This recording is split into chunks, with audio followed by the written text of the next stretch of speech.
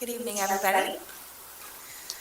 It's 6:30, so I'm going to call this meeting, the December 12th, 2023 meeting of Lancaster City Council to order. A couple of reminders here at the top. This meeting and its participants are being recorded. During tonight's meeting, there are going to be several opportunities for public comment. If you are making comment, please begin with your name and your block of residence for the meeting record. Speakers should speak into the microphone provided at the podium so that you can be heard in the room and also on recording. And please address your comments toward council. Comments are limited to 3 minutes per speaker. I will keep time using the visual timer that's here. It will start out green for the first 2 minutes, blink yellow when you have 1 minute remaining, and turn red when 3 minutes have been exhausted. Thank you everyone in advance for making sure that everyone gets equal time. Now, for all those who are willing and able, please rise for the Pledge of Allegiance.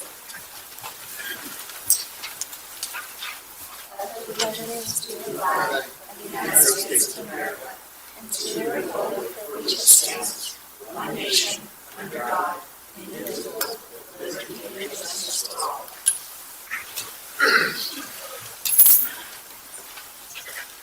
Mr. Harris, would you please call the roll of members? Yes, Madam President. Mr. Bennett. Here. Mr. Roy. Here. Mr. Cleese. Here. Ms. Craig. Here. Ms. Diaz. Here. Ms. Walsh. Here. And President Baker. Here. We'll begin tonight with the approval of the minutes of the November 28th, 2023 meeting of council. Motion to approve. Second. We have a motion and a second. Any council comments on the minutes? Hearing none, Mr. Harris. Mr. Bennett. Aye. Mr. Roy. Aye. Mr. Cleese. Aye. Ms. Craig. Aye. Ms. Diaz. Aye. Ms. Walsh. Aye. And President Baker. Aye. Our next item on the agenda is proclamations, honors, awards, and resolutions of recognition. It looks like we have one this evening. Mr. Harris. A resolution of the Council of the City of Lancaster supporting House Bill 1630 to create an Office of New Pennsylvanians and encourage the attraction, retention, and inclusion of the immigrants and refugees in the Commonwealth of Pennsylvania. Motion to approve. Second. We have a motion and a second on the resolution. Councilor Ahmed. Thank you, Council President. As we discussed in the committee meeting, this resolution is in support of House Bill 1630 to create Office of New Pennsylvanians. I will read the resolution, and then we do have some members here who are going to speak. Whereas the Commonwealth of Pennsylvania ranks 42nd among 50 states for population growth, according to the United States Census Bureau.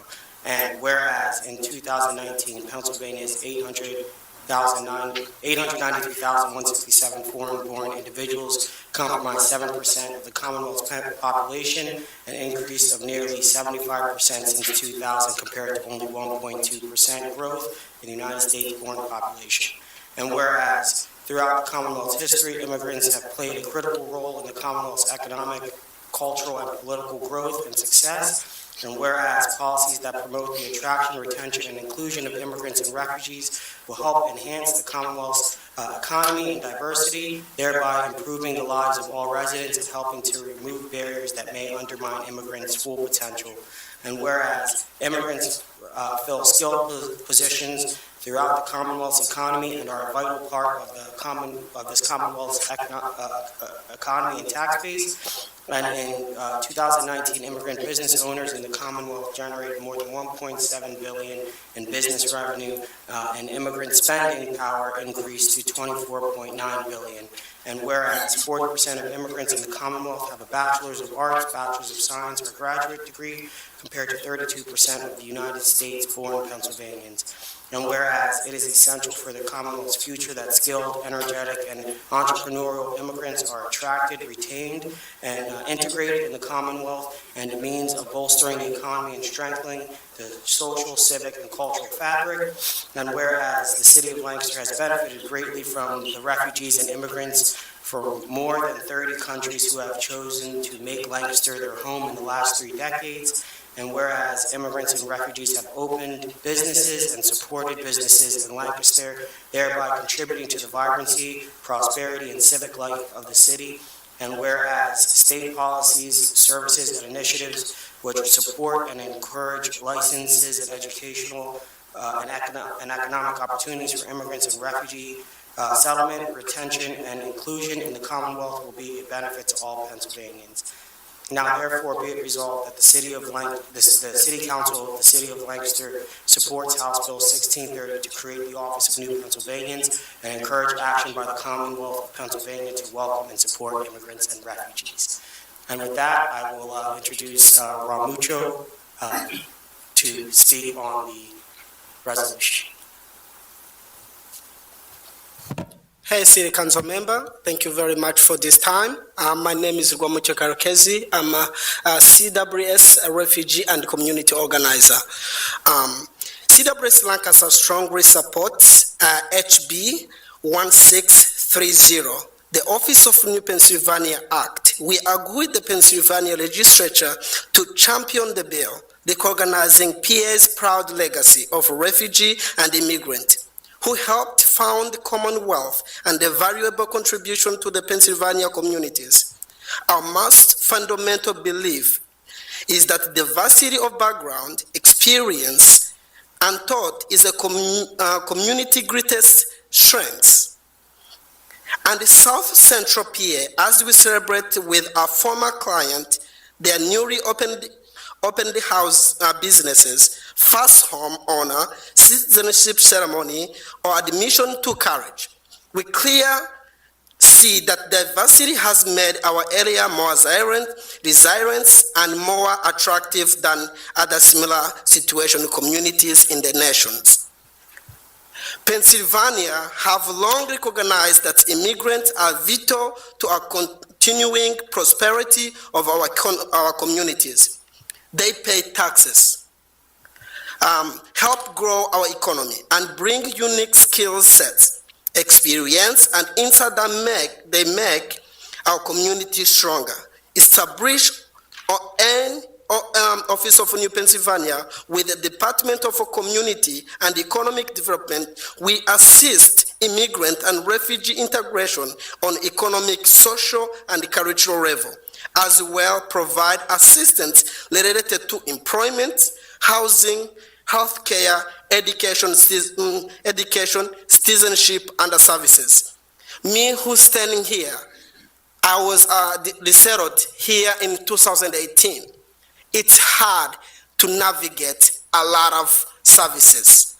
As you pass, as I agree, elected official to pass Office of New Pennsylvania, this will assist refugee, immigrant like me to grow, to achieve our goals, and our goals will pay back where we live. We develop Pennsylvania, especially in Lancaster. I'm privileged that I was resettled here in Lancaster, where they have welcoming months. They give me opportunity to speak. We can see community leaders attending the city council meeting. Thank you very much for opportunity and introducing ONP. Thank you, Ramucho. Next, we will have Daniel Avale from CASA, who will also speak on the resolution.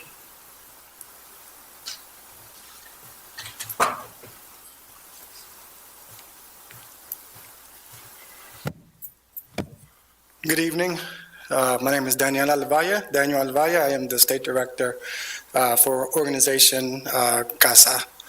I want to thank Lancaster City Council, Mayor Sirachi, for being leaders and always taking the lead, and for always taking a lead and initiative to support their community, especially the immigrant community.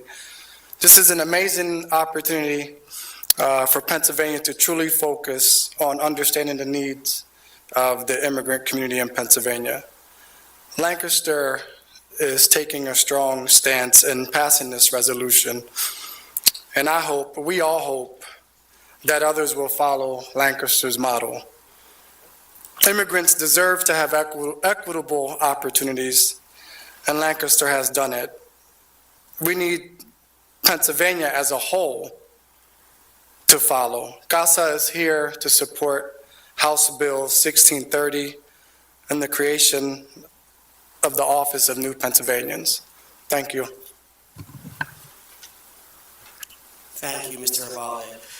And last but certainly not least, we have State Representative Izzy Smith-Waddell, who is the who originated this House bill.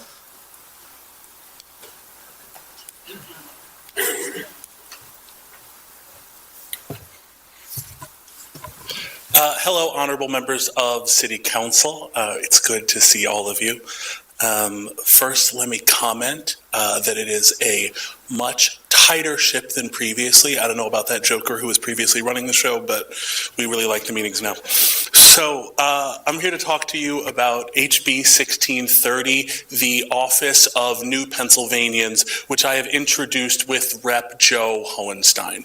The idea is simple, and in fact, we have a reference right here in our community. We have organizations like CWS. We have the Refugee Center at Reynolds and supported by the intermediate unit, the IU-13. So here's the nut of the idea.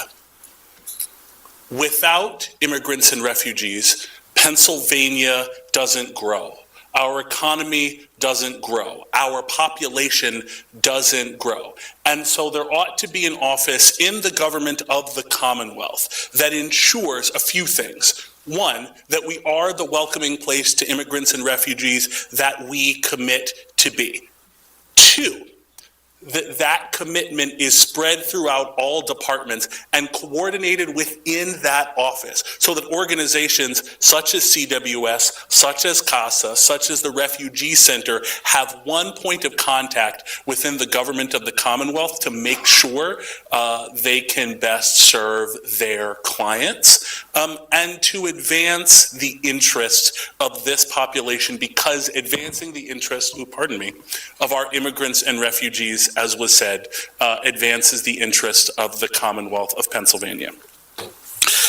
You have distinguished our city, honorable members of City Council and Mayor, as a welcoming city. And so as we proposed this in the Pennsylvania House, it was not lost on us that, in fact, this Commonwealth was founded by a man who arrived on a ship called the Welcome. And so as this bill moves through the Pennsylvania House, we look forward to a hearing in the spring in the State Government Committee. We really welcome the support of Lancaster City Council, perhaps the city in the Commonwealth that has most distinguished itself in terms of its ability to and commitment for welcoming immigrants and refugees. Thank you.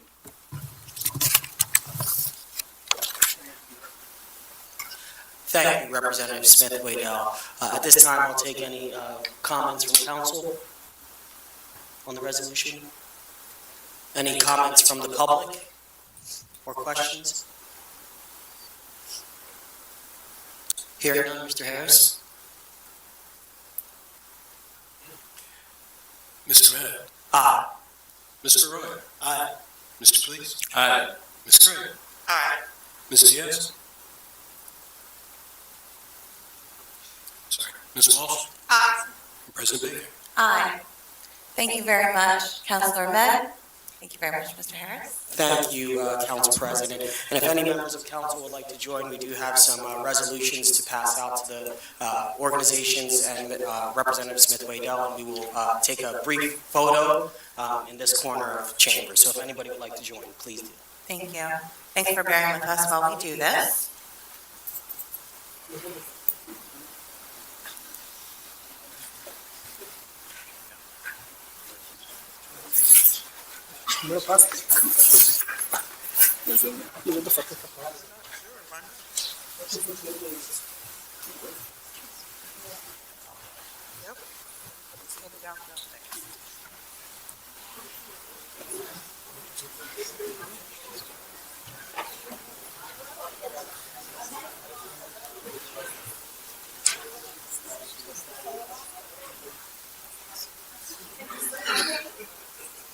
Squeeze tight.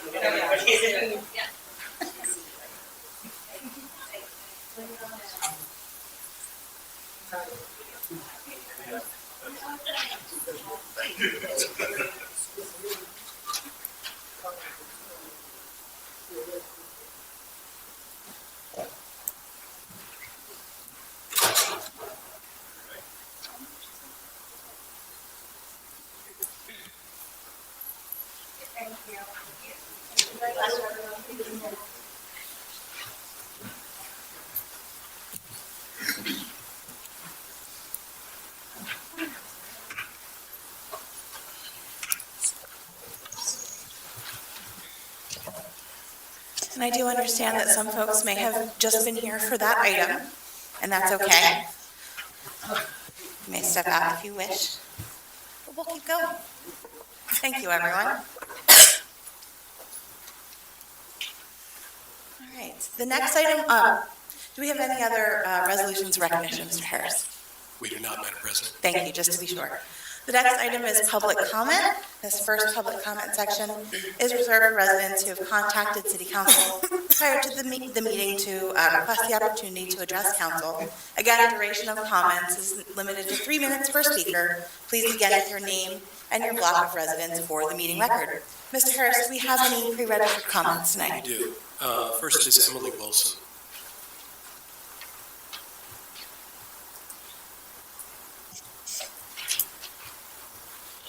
Good evening, Ms. Wilson. Good evening. I am Emily Wilson. I live in the 600 block of East End Avenue. Thank you so much to the councilor members and all the employees here that make these meetings possible. I drive, bike, and walk throughout all parts of this beautiful city, and I'm here to advocate for safer streets for all, especially for vulnerable road users like pedestrians and bikers and those not inside a motor vehicle. I find that many of our streets are not designed to allow vulnerable road users to move safely. I can't cross in a lot of sidewalks because there are motor vehicles parked in those crosswalks. Up until today, I haven't been able to use the bike lane in the 900 block of Buchanan Avenue because it's been filled with leaves. There's a trailer parked in the 800 block of Buchanan Avenue that's blocking me from using that bike lane. On foot, even when I'm walking in the crosswalk, following the law, I still feel uncomfortable because I know that the 25-mile-an-hour speed limit cannot be enforced in the city, and I know that motor vehicles frequently do not respect right-of-way laws. One of the reasons that I do feel uncomfortable crossing the street is because I know what it feels like to be hit by a motor vehicle. I was hit by a car in November 2022. Yes, it hurt. I was traumatically, both physically and mentally, traumatized, but I was lucky enough to survive. I'm standing here today, and I biked here with my friend Laura tonight. So I was excited and saddened when I saw the bollards installed and then subsequently mostly removed at the intersection of East End Avenue and South Ann Street. I drive and bike and walk through that intersection probably 5 to 10 times a week. Those bollards did really make a difference. Now when I bike through, there are once again motor vehicles parked in the clearly painted no parking zones, blocking the crosswalk for pedestrians, and just prohibiting a clear view of the intersection for everyone else. Bollards work. They were installed at East King and South Franklin over the summer. At first I was really annoyed because I had to slow down when I was driving my car around that corner, but then I realized that was just the point. So it's frustrating to be a vulnerable road user in the city of Lancaster because we already know what the solutions are that can make our streets safer. They're based on well-researched best practices and are implemented in cities all around the world. Sorry to say it, Lancaster isn't as unique as we think it is. What we need is the political will to implement those things. So to drive or bike or walk home my point, and in response to a lot of anti-bollard sentiment, the bollards work, especially for folks who are not protected inside motor vehicles. Thank you. Ms. Wilson, thank you so much. Mr. Harris, do we have any further public comment for this section? We do not, Madam President. Thank you. All right, we'll move to our next item on the agenda this evening, which is reports requested by council. We do have one this evening. It's from the Department of Public Works about winter snow removal. And I do see Director Campbell back there for that. Good evening, Director Campbell. Good evening. Thank you very, very much. and I'm very happy to hear Ms. Wilson's comments about daylighting and a variety of other things. There actually will be a public meeting on Thursday at, I forget exactly where it is. It's on, I think it's at Washington Elementary, about the safety provisions that are going on and being considered along South Ann Street. So I hope that you would join us. And you're correct that there are a lot of very straightforward procedures to do this. This street cleaning piece is just a reminder. Hopefully it'll be very, very brief. Based on the success that we had when we had a similar presentation regarding leaf removal, which actually netted us an engagement with one of the communities most affected by leaf removal to work with us on our climate action plan in a more active manner. I want to remind people of the modest changes that we had made with the stormwater, with the street cleaning ordinance that relates to snow removal, and get us on the same page. Next, please. So, if there is a snow emergency, that will be specially declared by the mayor, and that will begin a very specific set of practices to make sure that the snow emergency routes are cleared from curb to curb. The purpose of the focus that I'm having right now is so that we can make non-snow emergency routes passable as quickly as possible after snow emergency is lifted, to make sure that our streets are clean for passage, and to liberate parking spaces quickly after snow emergency. Next. When do street cleaning regulations go into effect after a snow emergency? As opposed to past practice in previous years, we commence at the hour declared by the mayor that the snow emergency regulations are no longer in effect. So there's not this waiting period of 2 or 3 days sometimes. We will actually start clearing the roads as soon as the snow emergency is over. All parking restrictions regarding street cleaning referenced in the article of the code shall be reinstituted and be in full force and effect to assure that the city may clean and clear all such streets of snow, including areas on such streets designated for parking. So we just want people to be aware that when this snow emergency is lifted, we are going directly into effect of clearing the streets. Next. Street cleaning, we're utilizing the street cleaning days, so we're not trying to introduce any new calendar for people to use. We're going to utilize the street cleaning days as the parking lane clearing days, so that 1/8 of the city gets parking lanes cleared each day. That means basically liberating up to 3,500 parking spaces for each of the days that we can aggressively clear the parking lanes of snow. It's a high standard to try to meet. Our teams are ready. Our equipment is ready. There may be some hiccups along the way, but this year will be likely the first year that we have 1 or 2 significant snows, most likely in January and February. I want people to be aware of that. Your streets' parking lanes get cleared no more than 8 days after the snow emergency. So over the course of 8 working days after the snow emergency. So after the snow emergency is lifted, sticking with the cycle of when streets are cleared, your street should be cleared at the latest within 8 working days of that emergency. And ongoing snow removal will continue throughout the city. Next. So I'm advising and encouraging people to make every effort to move your car. I know sometimes it's going to be difficult. We live in a snow area, a city and in a region that is subject to snow. We have been rather fortunate over the last couple of years, but I do encourage people to make every effort to move your car. Next. Clarifying a couple of elements of the street cleaning ordinance that had gone into effect a couple of years ago. One thing that is no longer permitted is on streets where parking is restricted to only one side, vehicles may not park on the prohibited side of the street when it is necessary. That has, when people park on the other side, it just makes it difficult for the cleared side to get cleared. So the intention is you have to get off that street so that we can clear the entire street. But the provision that is changed is that as soon as we have cleared the street, as soon as the snowplow has gone by, you can go back into the cleared parking spaces. So that entire length of parking should be clear and available to you. You do not have to wait until the parking period ends at 3:30. Next. Just as a matter of routine and as a reminder, that provision affects not only times when we're clearing the streets in terms of snow, but any kind of street cleaning.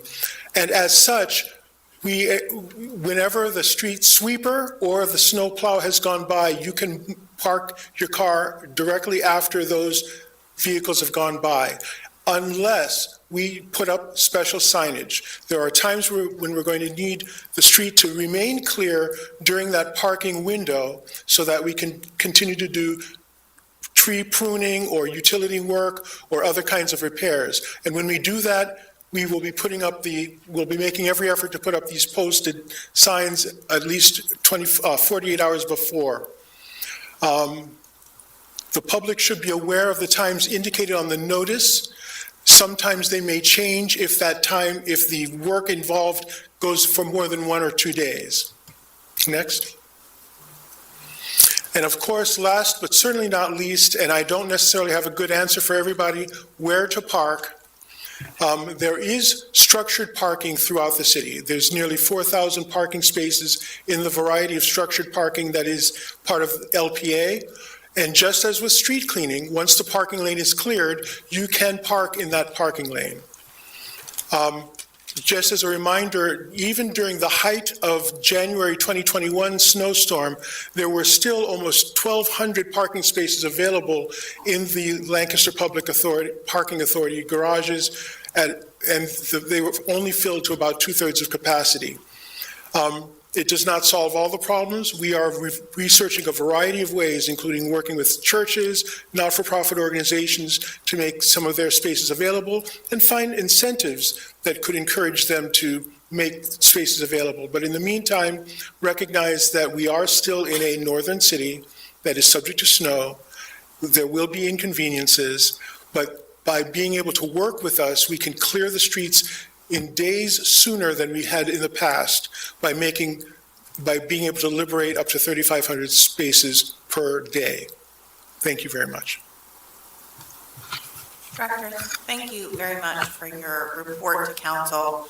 At this time, I will take any council questions on Director Campbell's report. Again, this isn't new information. This is, it seems, in line with what was presented last year, so we do appreciate the reminder. Any council questions for Director Campbell?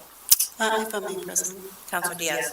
I just wanted to make first a quick correction. The meeting is not at Washington, it's actually at Jackson on Thursday. Thank you very, very much. I was sure that I wasn't quite correct, and I'm glad that it was corrected for you. Thank you, on Thursday evening. Thank you. Really quick, what kind of forecast do you think you have on our current winter snow? So, listening to Kyle, I forget what his last name is, our meteorologist, Kyle Elliott, our meteorologist from Millersville, who came to us in early November. It looks like this year, November and December should be very similar to last year. Very little snow at all. We have, as we've seen so far, very little accumulation. However, towards the tail end of, or into January and into February, there is a likelihood, but not necessarily a certainty, of 1, 2, or 3 snowstorms which may have significant accumulations. Even then, the average of the snow that will be accumulated over the course of the season will be no more than a conventional average year. Granted, the last 2 or 3 years we've had relatively light snows, so even average is above what we had experienced last year. But we anticipate that we will likely have 1 or 2 snowfalls that hopefully will be below a snow emergency. So you'll have some snow. It looks like there may be some snow and mixed rain and snow for Christmas. but it's not a significant accumulation. But when we get into January and into February, we may expect more snow. And in the past couple of years, since we have had a very small amount of snow, how much revenue do you think the city has actually saved because of those circumstances? So it's difficult to put numbers on it because we generally roll the money over to make sure that we've got salt and other supplies for the following year. It usually costs several $100,000 to be clearing the streets in a conventional year of snow. If it snows in December, January, and February. We have, I believe, around $200,000 to $250,000 worth of liquid fuels funds set aside, partly from last year and partly from other things, in order to anticipate the snow and salt needs and the brine needs for this year. And the amount of salt that have been used, or do we still have the same stock as we did before? We do, and we have some access to additional stock, but we are told that this is also going to be a tight year regionally for access to salt. So we're making behind-the-door provisions with our neighbor municipalities. Thank you so much, Mr. Campbell. That'll be all. Thank you, Councilor Diaz. I do appreciate that you're not able to prognosticate the weather, but also appreciate that DPW is prepared nonetheless. Thank you. Any other council questions for Director Campbell? Mayor Shrachi. Just to say thank you. I really appreciate the additional service that you're providing to city residents by plowing the parking lanes, which historically was never done except on a snow emergency route in the city. And that does, in your words, liberate a lot of parking because the piles of snow that are piled between cars reduces the efficiency of the parking lane and the number of cars that can actually be parked on a street. So I really appreciate DPW figuring out how to do this and utilizing the existing ordinances related to street cleaning can now be extended to snow cleaning as well. So thank you very much for that. You're very, very welcome. Hopefully it will mitigate, although not eliminate, the problems and complaints and inconveniences that we will all be subject to when it snows. Thank you very much, Director Campbell. You're welcome. Appreciate your report.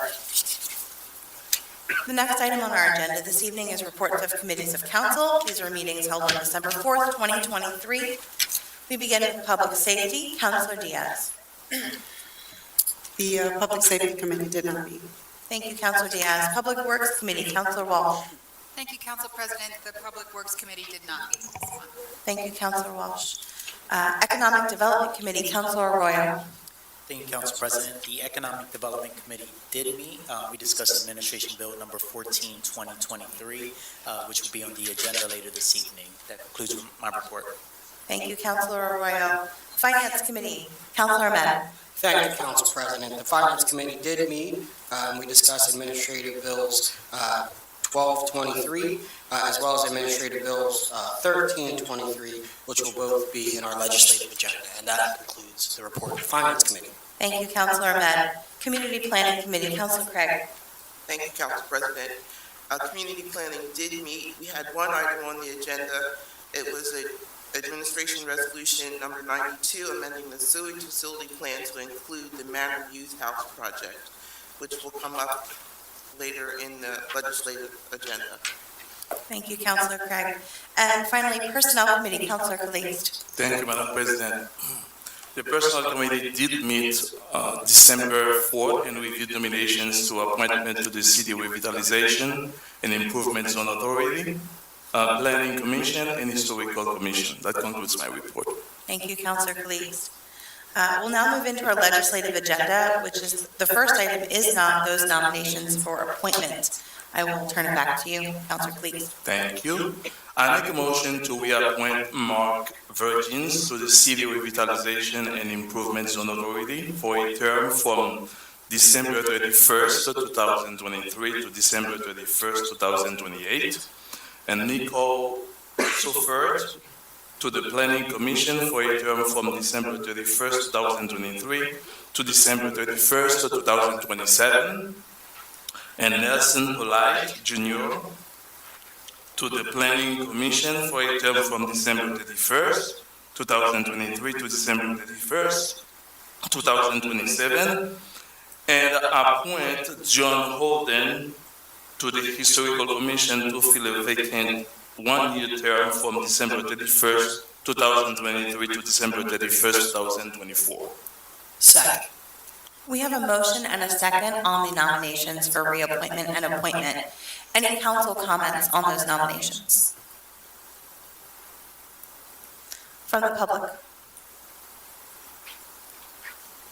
Hearing none, Mr. Harris? Mr. Met? Aye. Mr. Roya? Aye. Mr. Cleese? Aye.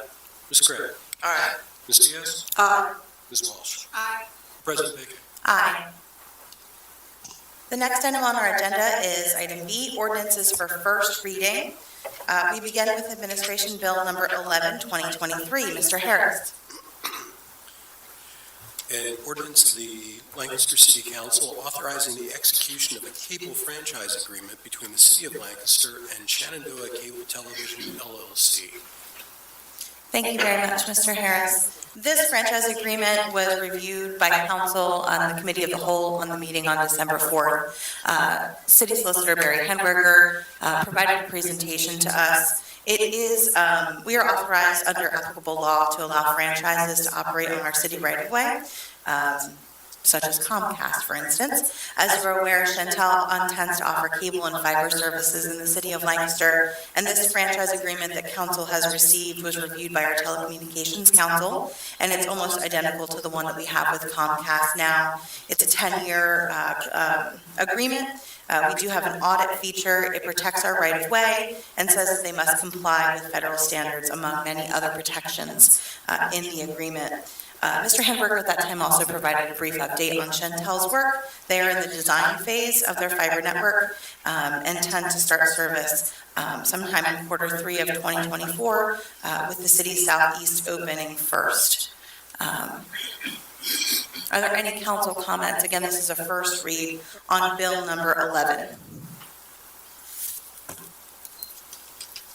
From the public? Hearing none, we'll close that. We'll take that up for a vote at our next meeting. What is the date on that, Mr. Harris? I don't have the calendar in front of me. Is it the 19th? Thank you. We'll take that up at our meeting on the 19th. Next item for first reading is Administration Bill number 12, 2023. Mr. Harris. An ordinance of the City Council of the City of Lancaster, Lancaster County, Pennsylvania, amending Section 249-29 of the Code of the City of Lancaster to change the sewer rentals for customers within the city limits effective January 8, 2024, providing for the repeal of inconsistent ordinances, providing for the severability of the ordinance, and providing that the ordinance shall take effect as provided by Pennsylvania law. Thank you, Mr. Harris. This is introduced to the Finance Committee and Councilor Ahmed. Thank you, Council President. This is setting the city 2024 sewer rates, and there will be a $4.50 average increase per month for city residents. This increase will help stabilize some of the older infrastructure and make for more modest increases if needed in the future. Are there any questions or comments from council? Any questions or comments from the public?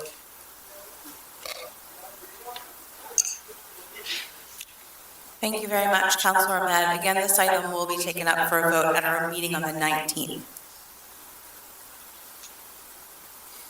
The next item for first reading is Administration Bill number 13, 2023. Mr. Harris, when you're ready. An ordinance of the City Council of the City of Lancaster, Lancaster County, Pennsylvania, establishing appropriations for $6 million of American Rescue Plan Act proceeds received in 2022, providing for the repeal of inconsistent ordinances, providing for the severability of the ordinance, and providing that the ordinance shall take effect as provided by Pennsylvania law. Thank you, Mr. Harris. Again, this is coming up through our Finance Committee. Councilor Ahmed. Thank you, Council President. As Mr. Harris stated, this is approving the $6 million of ARPA funds that were used for revenue replacement in the year of 2023. So this is retroactively approving, similar to what was done in the previous year of the revenue replacement for the 2023 budget. Are there any questions or comments from council? Councilor Ahmed, I just want to reiterate that this was budgeted in the 2023 budget, and this is us making that reimbursement. That's not for the 2024, is that correct? Yes, that is correct. Perfect, thank you. Any other council comments? From the public? And that concludes the Finance Committee's portion of the legislative agenda, Council President. You had a few of those, thank you very much. Again, we'll take that up for a vote at our meeting on the 19th. That's our final first read. We're now at item C, this is our resolutions. We have Administration Resolution Number 92. I'm sorry. Actually, Council President, we have first reading of Administrative Ordinance number 14. Oh, I'm sorry, I got one ahead of myself, apologies. I saw ARPA and I thought we were on that one. We're going to go back to first reads. Administration Bill Number 14, 2023. Mr. Harris. Yes, Madam President. An ordinance of the City Council of the City of Lancaster, Lancaster County, Pennsylvania, amending Ordinance Number 6, 2023, Section 3, Subpart 10, to allow Welsh Mountain Health Center, doing business as Union Community Care, to use ARPA grant funds for a medical care facility rather than a dental clinic, providing for the repeal of inconsistent ordinances, providing for the severability of the ordinance, and providing that the ordinance shall take effect in accordance with the laws of the Commonwealth of Pennsylvania. Thank you, Mr. Harris. This is introduced to the Economic Development Committee. Councilor Arroyo. Thank you, Council President. Earlier this year, Union Community Care was awarded $500,000 in American Rescue Plan Act funds for community facilities for the acquisition of equipment and renovation of a property to convert into a dental facility. That project would not move forward, and the request has been submitted to use these funds for the renovation of a property, specifically for a general medical care facility. This new facility meets the requirements of the ARPA RFP for community facilities and conforms to ARPA guidelines and will continue to have a positive impact in the community. Any comments from council? Councilor Arroyo. Yes. It was characterized to us in a previous meeting that this new project actually fits the standards of the American Rescue Plan Act funds more closely than the original proposal. Is that correct? Yes, according to the solicitor, this was actually a stronger proposal compared to the last one. Thank you. Councilor Rowe, if I may. It's correct that there's not a change in the amount of dollars awarded, it's just the scope of the project. Correct. The amount will still continue to be $500,000 that's awarded for the project. Thank you. Any other council comments? Any questions from the public? Thank you, Councilor Arroyo. We will take this up for a vote on our meeting on the 19th. And now we've ended our first reads. Thank you. We're moving on to item number C on the agenda, resolutions. We have resolution number 92, 2023. Mr. Harris. A resolution of the Council of the City of Lancaster approving the adoption of an amendment to the Act 537 Official Sewage Facilities Plan for the City of Lancaster. Motion to approve. Second. We have a motion and a second on the resolution. Councilor Craig, this is coming through your committee. Thank you, Council President. We have done these several times, but the Pennsylvania Department of Environmental Protection adopted under Chapter 71 of Title 25 of the Pennsylvania Code required that the municipality to adopt an official sewage plan, facilities plan providing for the sewage services adequate to prevent contamination of the waters of the Commonwealth and/or environmental health hazards with sewage waste, and to revise said plan whenever it is necessary to determine whether or a proposed method of sewage disposal for a new land development conforms to the comprehensive program of pollution control and water quality management. Community Basics has proposed the development of a parcel of land identified as Manor Youth House at 759 Manor Street and described in the attached sewage facility plan module, and proposes that such subdivision be served by sewer tap-ins. Lancaster City finds that the project described in the attached sewage facilities plan module conforms to the applicable sewage-related zoning and other sewage-related municipality ordinances, and plans to a comprehensive program of pollution control and water quality management. That is all I have on that. If anybody wants to add anything. Thank you very much, Councilor Craig. Are there any council comments on the resolution? From the public? Hearing none, Mr. Harris. Mr. Madden. Aye. Mr. Roy. Aye. Mr. Please. Aye. Ms. Craig. Aye. Ms. Diaz. Aye. Ms. Welch. Aye. President Baker. Aye. All right. That concludes our legislative agenda this evening. We're now moving on to our second public comment period. This period is open for anyone wishing to speak about issues that were not previously on the agenda. Again, duration of comments is limited to 3 minutes per speaker. Please begin with your name and your block of residence for the meeting record. If there's anyone wishing to make a public comment tonight, please come on up to the podium.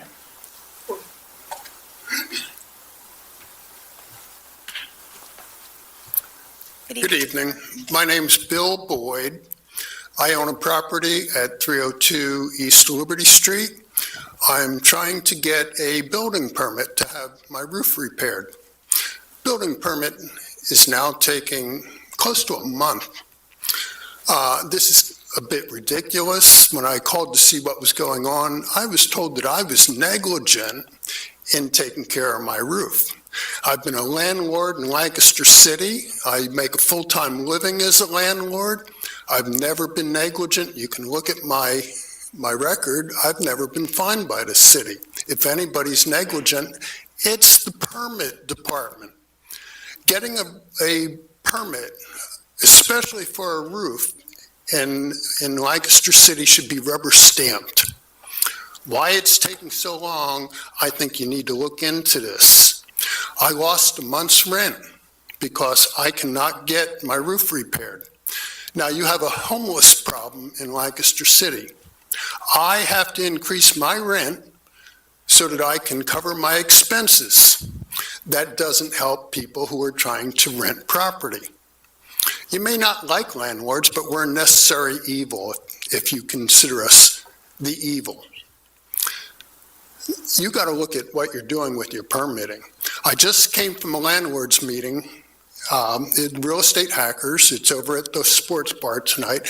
And I talked to my peers, and they also said they have similar problems with getting permits. It should not take 3 weeks, 4 weeks to get a permit. Years ago, I used to walk in, I'd ask for a permit, I'd sit down, they'd review my request, and I would walk out with the permit in hand. So I'm simply coming to you, telling you, you have a problem. I don't have a problem. I have 4 people waiting to rent this place. But you have a problem with homelessness. And you're not going to solve it unless you solve other problems. Thank you. Thank you very much, Mr. Boyd. Are there any others for comment this evening? Good evening. Hello, I'm Dave Reynolds from the 700 block of Fremont Street. Closing Fire Station 6 has been there for 65 years. The people who put it there knew what they were doing for the future. The neighborhood and community surround the fire station. Fire Station 6 is like family. Fire Station 6 response time is only 1 to 3 minutes.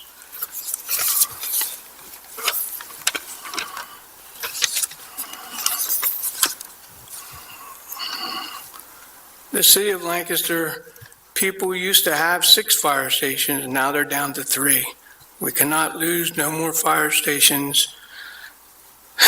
Having 3 always sets you free. Lancaster firefighters are also EMTs, emergency medical technicians. There are 2,000-plus children from 5 to 10 years old that are in elementary schools that live right beside Fire Station 6. Thank you. Thank you very much, Mr. Reynolds. Hello, Council. Mayor Sirachi. My name is Gibson Theobald. I live on the 400th block of Prospect Street. I'm also here to talk about Station 6, which I was not aware of until the previous speaker handed me a flyer about it. I'd like to start with a small story. When I was younger, I was homeschooled. I watched my neighbor's house burn down. Station 66 was the responding station. Their response time was inefficient. A two-story level home burned down. They got there and they pretty much put it out. Station 66 is still under construction on its new location in Millersville Pike. Station 6 is less than 2 minutes from where I live. I think it's a bad idea to close it down. I did look up the facts, your general fact sheet for what it would cost taxpayers. I was wondering if maybe there's any grants, federal or state grants that could be applied to it. I was wondering if there's any. Is the decision final? I spoke to someone on the SOE board. I spoke to Amos from the SOE board. I'm just wondering, is this something that's final and set in stone? Do we already have prospective buyers lined up? What's going to happen with it?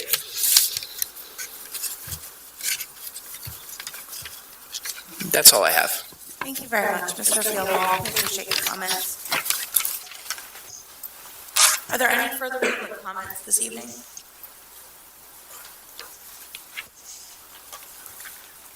Robert Whitmer, 700 block of West Vine Street. I've been battling this battle too long. You have no idea. You're putting the lives of the people on the hill at risk, okay? Try to go up Manor Street, 5 o'clock in the afternoon. That fire truck has to go up Manor Street because there's backing trucks in, okay? Traffic is backlogged. You know what? The other day, just an ambulance going down that street. Can't even get down Manor Street. We can't let this station close. Mayor, I'm asking you, please look into this situation. Save our firehouse. That's all I'm asking. I mean, there's got to be budget cuts somewhere to save this house. I mean, to level that building and reconstruct it the way the city needs to have it built, I don't think it's going to cost that much, really. I think the city needs to look into it further. Thank you. Mr. Whitmer, thank you very much. Are there any further public comments this evening?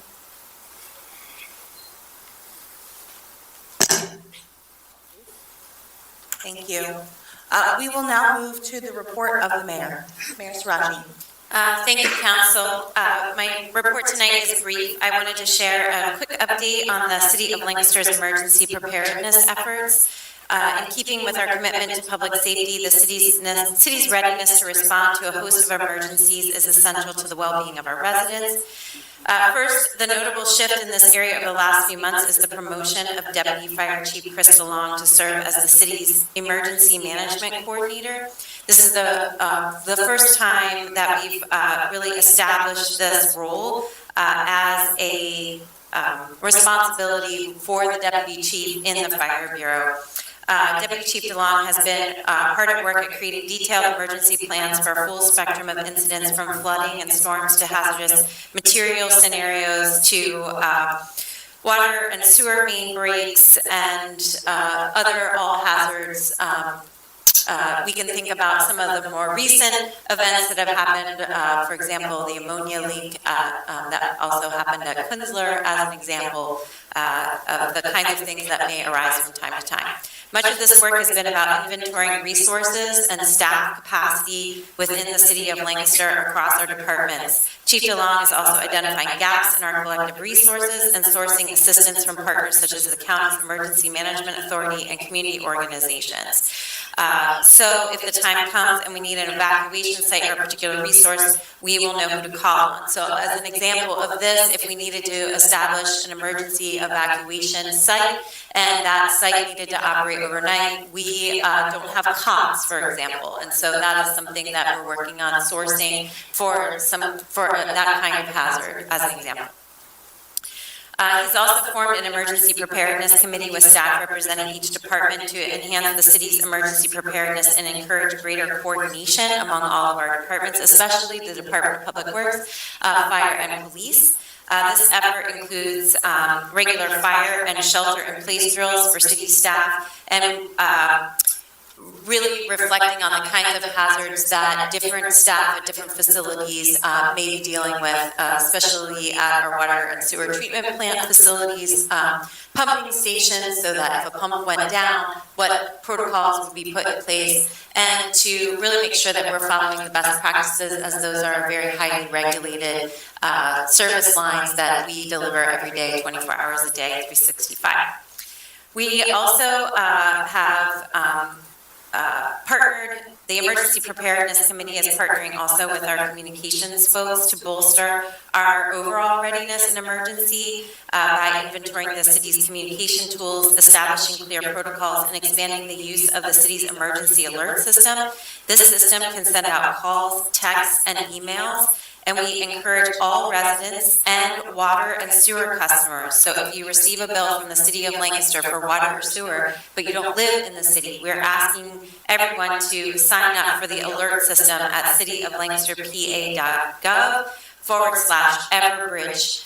And we will be sending out and doing a lot more social media promotions and other kinds of outreach to our residents to sign up for these text alerts. But one of the things that is really important about this technology is that even if you don't sign up for the text alert, we can actually geo-fence a specific area. So for example, if we need to issue a boil water advisory, that we can send out a text alert to those specific residents in this geo-fenced area. So this technology gives us a lot more flexibility. It's more cost-effective than the services, the contract that we had before, and provides the kind of flexibility that we need for our various hazard controls. So between the inventory, the staff training, the practice that we'll be doing going into 2024, and the communications planning, we're really thinking of this coming year, 2024, as a bit of a reset.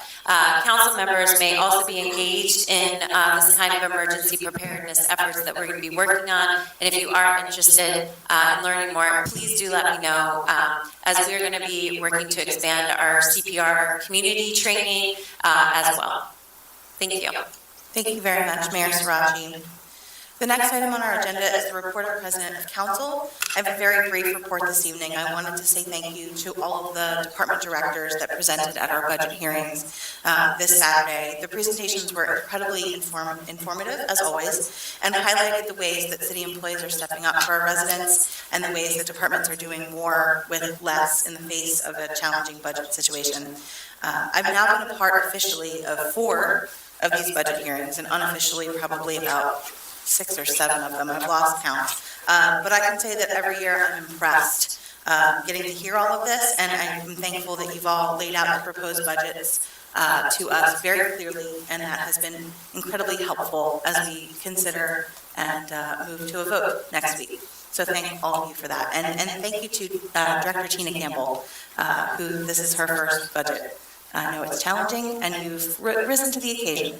So thank you. That concludes my report. I will now hear any council comments. All right. Hearing none and having concluded our agenda, I'll hear a motion to adjourn. So, second. All in favor? Aye. Thank you. We're adjourned.